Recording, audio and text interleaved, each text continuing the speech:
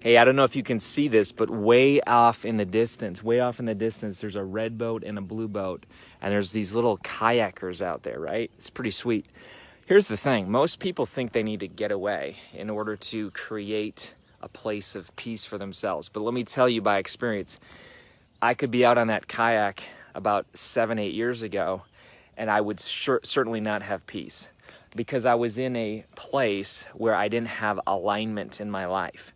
In other words, there was this fraction, this fragmentation. There was this place, this misalignment in my life where I didn't feel truly at peace with my Creator, my core, and my community. There were gaps.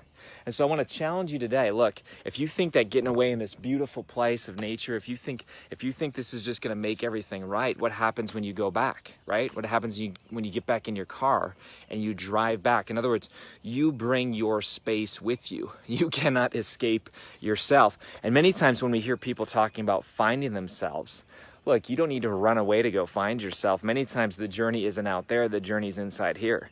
And that's what we're really talking about. Most people are surely excited to go take a walk in nature and, quote, find themselves. The problem is, though, they're the same person when they get back after that kayak trip, after that walk. So what's the answer? What's the solution? Well, for me, it's journaling. And I want to encourage you to maybe grab a journal. Maybe you haven't done that in years. I know for me, years ago, I didn't want to journal because I didn't want to put on paper how I felt. Because if I put on paper how I felt, I actually had to deal with it. You see, we say we want clarity, but we don't want clarity. Most people don't want clarity. Most people don't want clarity because once you get clarity, now you have a responsibility. Now you have a choice.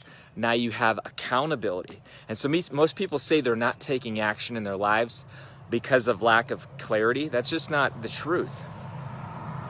So here's what I want to challenge you to do. I want to challenge you to go out in nature, sure, but this time bring a journal with you. This time don't just go for the journey out there, go for the journey in here. And what you'll find is that when you do get realigned with your Creator, your core, and your community, things begin to make sense. It's not like everything's perfect all of a sudden, but now you are in alignment.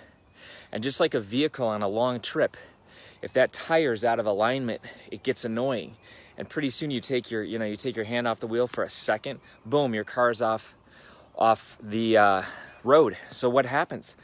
It gets taxing. It's toiling to hold on with white knuckles onto the steering wheel of life so that you don't go off the road. That misalignment is going to create wear and tear on you and on your vehicle, your body, right? So to take the metaphor truly home, be somebody who chooses to get in alignment today. And then as a result, I truly believe you will create this place of peace and this life that you long to live in rather than escape from. This is Kary Oberbrunner. Be a soul on fire today. Tag somebody, share it, subscribe. We need more people who are aligned in life.